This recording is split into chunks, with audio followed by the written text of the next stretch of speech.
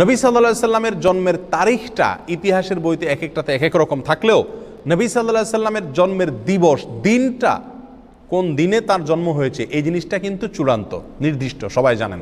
সহিহ মুসলিমের হাদিসে আসছে নবী সাল্লাল্লাহু আলাইহি সাল্লাম সোমবারে তিনি রোজা রাখতেন। আপনি যদি নবীর জন্ম উপলক্ষে কিছু করতে চান তাহলে একটা করণীয় আপনার জন্য আছে, সেটা হলো বৃহস্পতিবার রোজা রাখতেন। তো সোমবারের রোজা প্রসঙ্গে তাকে জিজ্ঞাসা করা হয়েছিল আপনি কেন রোজা রাখেন, তিনি বলেছিলেন যে যাকা ইয়াউমুন ওয়ালিদতু ফীহ, এটা এমন একটা দিন, এই দিনে আমার জন্ম হয়েছিল।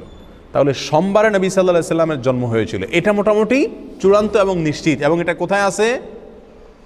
সহিহ মুসলিমে আছে। প্রিয় ভাইরা, তাহলে নবী সাল্লাল্লাহু আলাইহি সাল্লামের জন্মের দিনটা জানা সবাই, নির্দিষ্ট, তারিখটা কি না নির্দিষ্ট না। আর সেই দিন উপলক্ষে তিনি কি করছেন? রোজা রাখছেন। সোমবার উপলক্ষে তিনি কি করছেন? রোজা রাখছেন। আর আমরা আরও রবিউল আউয়াল উপলক্ষে মিলাদুন নবীর নামে মিজিলাফি, মিষ্টি, খিচুড়ি, যত যা আছে, বিরিয়ানির প্যাকেট, আরও মিলাদ পড়ে বেশি বেশি করে খাই।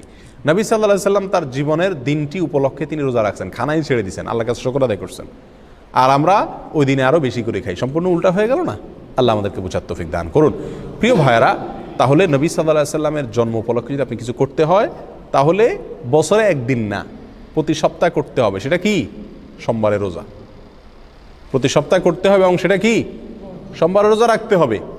আপনি বছরে একদিন ফুর্তি করবেন আর জিলাপি মিষ্টি খাবেন, খিচুড়ি আর বিরিয়ানি বিতরণ করবেন, এর কোনো সুযোগ ইসলামী শরীয়তে নাই। আল্লাহ সুবহানাহু ওয়া তাআলা আমাদেরকে এই সঠিকটা বুঝার তৌফিক দান করুন। আল্লাহ তাআলা আমাদের সকলকে দিনকে দিন হিসাবে গ্রহণ করার, হককে হক হিসাবে বুঝার, বাতিলকে বাতিল হিসাবে বুঝার মতো সেরকম শক্তি আল্লাহ তাআলা আমাদের সকলকে দান করুন। জাযাকুমুল্লাহ ওয়া আখিরু দাওয়ানা আলহামদুলিল্লাহি রাব্বিল আলামিন।